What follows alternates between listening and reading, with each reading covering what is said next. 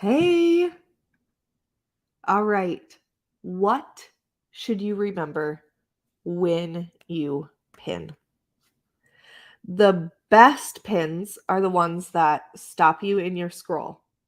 They stop you from looking anywhere else. They're visually interesting. They tell you a story that makes you want to learn more. These are the type of pins that make you pause and think, oh, that's really cool. Or, oh, that's exactly what I was searching for right now. That's exactly what I need, right? Creating a pin that stops people in their tracks is no easy task, though. But it's worth it because a good pin can be powerful and it can be this powerful tool for driving traffic to your website, your blog, your products, your stories. And if you can get people to click through to your content, you're one step closer to turning them into a loyal customer. So, how do you create this pin that people can't help but to click on, right? What are the things that you need to do to know what to pin on Pinterest? What should I put out there on Pinterest to really help stop the scroll? That's what we're going to discuss here today. For those of you who don't know who I am Laura Reich of laurareich.com, and I am a Pinterest manager and consultant. I help high performing business owners and content creators just like you implement content growth plans and outsource your visibility while steadily growing your monthly revenue without tantrums over tech or trading sleep for success. I do this using my signature Pentastic Growth to Greatness framework implemented through my course program, amplifier coaching packages, and my Rockstar Done For You services. So, without further ado, let's make Pinterest profitable for you. All right, say hello, jump in, let me know if you're here. I am actually really excited about this topic because a lot of times I get questions about what do I pin on Pinterest, right? And so I think I want to dial this back just a second, right? And I want to talk about the creative best practices that Pinterest puts out there for us, right? So there's a couple different options that you can do in terms of what creatives to use on the platform. So I want to cover that first and go over just a couple different things on each one, right? So we first have standard pins, and those are more of just a static image, just one image. It's a vertical image, so typically we recommend no smaller than 1,000 by 1,500 pixels. It's like that 2-3 dot ratio that everybody talks about, right? And so if you do anything other than that, the design that you create or the captured attention that you're trying to create may actually truncate and get smaller, or it might actually negatively affect your performance on Pinterest. And so you want to focus on that size. But when you're working on this static thing, this static image, a couple of things you want to keep in mind is make sure that you have one central focus point. If you have too many different focus points on these images, your eyes from the viewers are going to be going all over the place and they're not going to be able to understand what that central thing is that you're trying to get them to focus on. That action, that stopping the scroll in their Pinterest feed when they searched for a specific thing, right? Um, you want to also make sure that you have your branding on there. You want to make sure that on these images, I know for e-commerce, it's really, really easy to just put up a product image and not have branding on there, not have text overlay, right? You want to make sure that you have all of that on the static pin so that way you're basically telling that story. You're telling them where they should be looking, what they should be doing with it, how they should be taking action on it for you, right?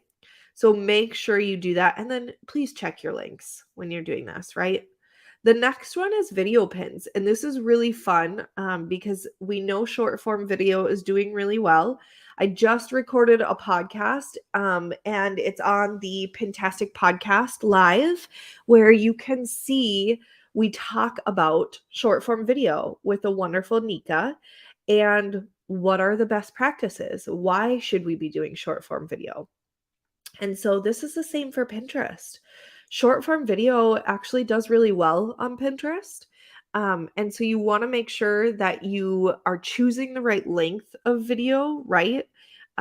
Typically, I recommend between 15 seconds and about 45 seconds. You can go a whole minute as well, but it looks like for video ads, we've tested, and it's about 15 seconds that work the best because you have that first few seconds to really capture their attention. And then the other thing is make sure that you show them what's happening because on Pinterest, unlike the other social platforms, Pinterest is search based. And so when they're searching for something, their sound is normally off. So if you don't have a show and tell on your video, they might not actually understand what's happening. So you can do that with text overlay, with captions, and make sure that you are telling the story for them to read and hear in case they have that turned off. Another way is idea pins. And this is really cool. They used to be called story pins. I'd love to know if you've tested out idea pins yet. They're one of my favorite things in our agency right now that we work on. They're basically a multi-page canvas. So you get like a slideshow, you can put chunks of videos together. They last forever and they really focus on helping grow your visibility and your audience on the platform. Super, super awesome. Quick secret for you guys as well.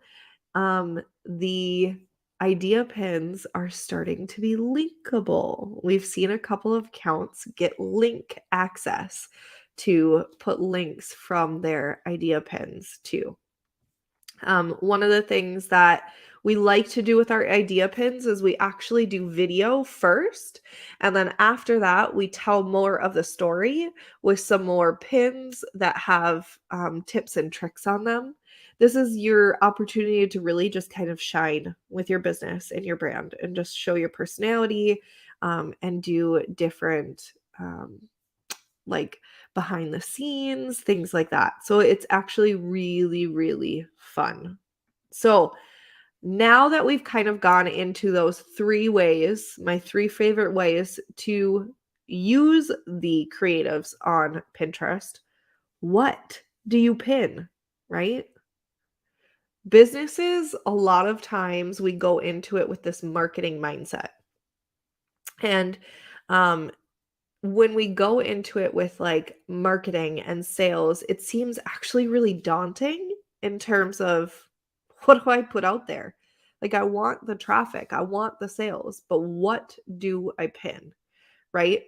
And so I want to go over a couple of like actual real life examples of business owners either unsure of what to pin based on their type of business or their niche, or um, maybe they're just using it differently where it's just like a place to throw up all of their products and they're basically pinning and praying that they're going to get sales from it. So I'd love for you to shout out what type of business you have so that I can like help out. Are you B2B? Are you B2C? Do you have an e-commerce website? Give me a shout out and I can give you an example of maybe some out of box ways for you to be able to pin on Pinterest, right? So let's go into some of these examples. I want to talk about how successfully you can use Pinterest for your business, but you need to think past the pins that strictly showcase a service or a product, right? I don't want you to just put up a board with a ton of images of your products or a ton of images of behind the scenes, right? I want you to think about, so say you have a product for, here, let's do this. Say you have a product for agates or special types of gems and rocks and like here's a guasha stone, and I'm sure I'm saying that wrong, that's fine, but say this is your product, right? Taking a picture of this and throwing it up on your Pinterest board is not going to be helpful, right?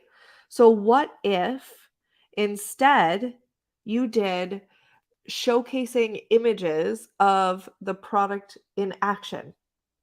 This one I bought specifically because it looks like a flame. So what if you put it in someone's home setting with other things that look like a flame, right? What about various decor items around it or creatively styling it?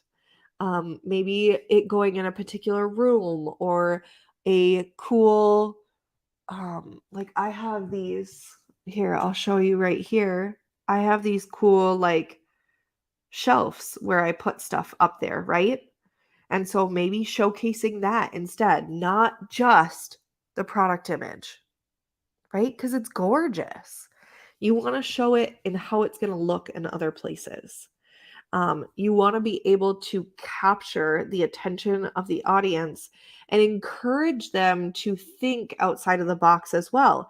Maybe they weren't thinking that they needed this when they were searching for this, right? They didn't know they wanted this rock versus this guasha stone. So you don't have to have a physical product either.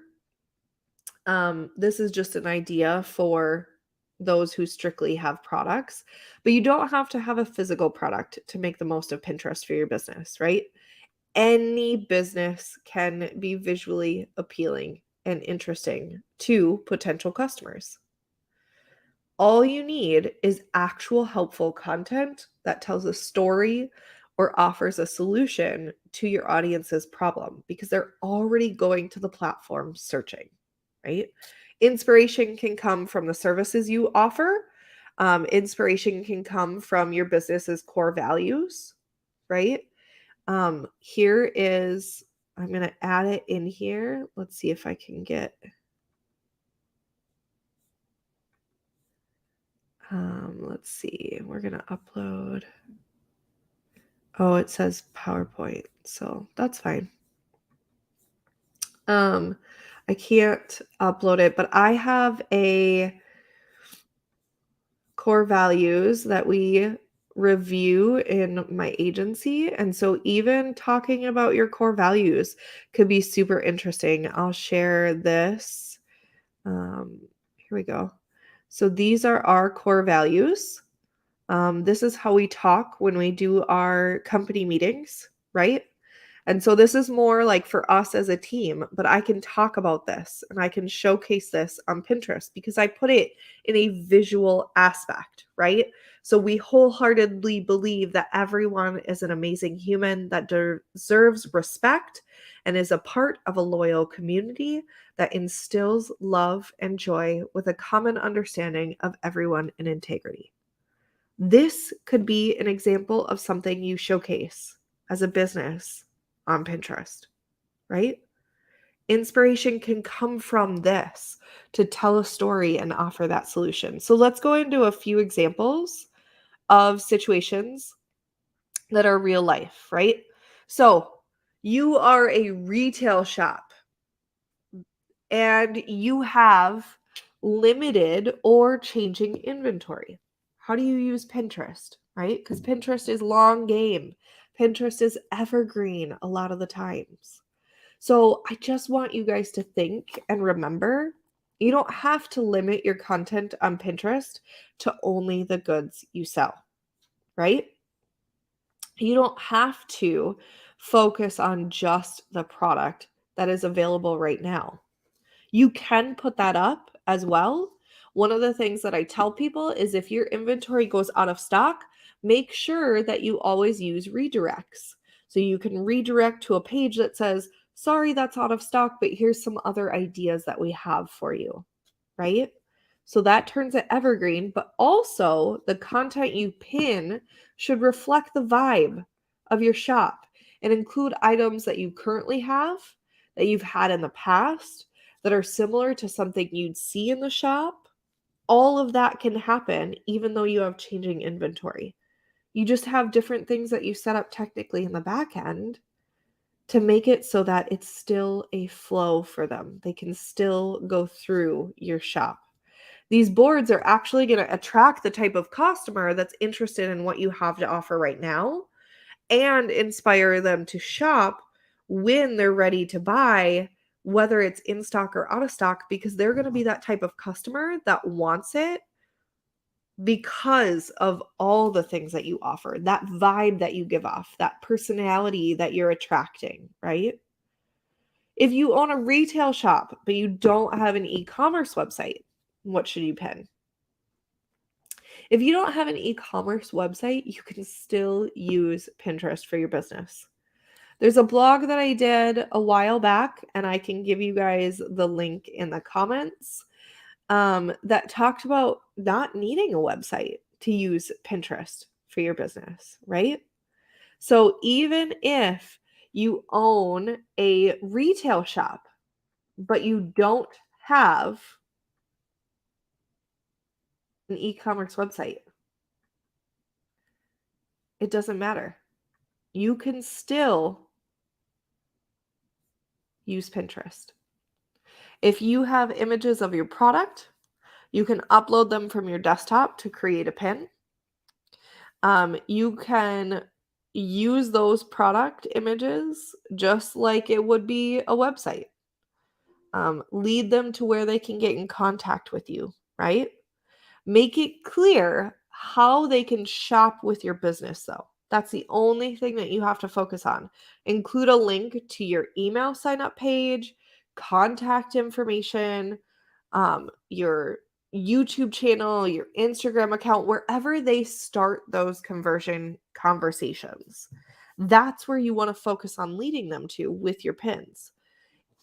If you don't have images of your product for an e-commerce retail shop, but you don't have that e-commerce site, then consider using Pinterest more as a resource to direct customers to get more information about your industry, right? So these pins then would focus on being pinned to a board that help your customers solve a particular issue that is relevant to your industry. So you don't have to have that e-commerce website. You don't have to focus on that to make that work, right? So what about if you own a B2B company? What if you have a B2B company? What should you pin? Right? Again, let's go back to that content. All you need is helpful content. Helpful content that's going to offer the solution to what your audience's problem is. They have a problem. They're coming here. They're searching on Google. They're searching on Pinterest. They're looking for help. So by pinning content from your blog, from assets on your website, like free ebooks, guides, um, things that are like maybe a video with like those audiogram wave files, and give them a snippet of your podcast that's answering a really huge question. This live stream is helping answer really huge questions for people, right? I could take a snippet of this and use it as a pin because it's quality information that's helping answer a problem. And so you can use Pinterest with that to establish your brand as an expert, to establish your brand as someone to go to for resources and solutions within that niche that you are offering that help for. And then you can use Pinterest to build links to not only get them back to learn more about that problem that they have and how to solve it, but also for your search rankings, right? That's huge. Being able to use Pinterest to help you be found on Google first above your competition is huge. So that's another thing that you guys can focus on, right? What if you're a service based business?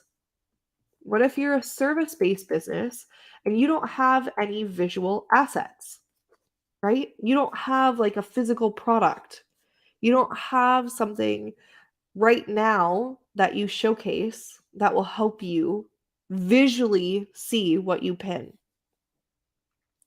And I'm going to tell you to stop and think about this differently, right? Do you have examples of work that you've done for your clients that you could take a picture of? Maybe a before and after if it's a service, right? What is your audience interested in for that service? Are there certain tricks that help them get started, but they're still going to need to purchase that service from you to finish it out strong? Maybe there's tips that you can give them related to your industry that you could create that help them see whether that is something on their list that they just can't do or don't want to do because they have other things they need to focus on, right? Those things are what you would focus on in turning them into a visual asset. Do you have a blog? Do you have a podcast, right? Do you go live on YouTube? Do you have reels? All these things can make great content for your business, even if you don't have visual assets. So, what if you're like, okay, I don't do reels, I don't do YouTube, I just, I don't have anything to offer that's visual. I don't, right? Again, let's talk about it, right? Because literally any business can be visual. I've worked with a accountant in my Pintastic Rockstars group coaching. You can't show off client examples, so that doesn't work. You can't show off images of your work, right? But you can turn practical finance best practices into images, into tips. You can find statistics. You can do infographics. You can help with them learning about how to manage money. You can also create images of customer testimonials to show what other customers are saying about you in terms of how you help them in your business. So let's talk about maybe someone who's been on the platform for a little bit, right? What if, so if you are someone who is newer to Pinterest and you're just getting started, shout out JUMPSTART because there's some information resources that I'd love to send you your way to help you become a little more dangerous on the platform, right? But what if you are a business and you have already pinned content related to your industry, but now you're like, okay, I'm stumped. Now what do I do? Like, I've already figured out how to do the testimonials. I've already figured out how to do my blog posts, but I need more to stay consistent, right? Think about taking behind the scenes photos. that would be interesting to your audience? Like, what does your office look like when you are an accountant? What does your daily routine look like when you are a business coach, right? Maybe you're a homeschool mom offering services to help other homeschool moms. What does your homeschool area look like? Does the season impact your business, right? Could you pin things that are relevant to right now, this current season, a particular holiday, an event, something that happens every year in June, maybe Christmas in December? What is it that you could pin that is seasonal? You can take a concept from one of your boards or create a board specifically to focus on that thing that is timely for them as well. I did a podcast with Milo Tree. Again, I'll link that in the comments for you. And we talked about how creating these boards and then archiving them and then reopening them during the holiday seasons and how that impacts your Pinterest strategy in your business, right?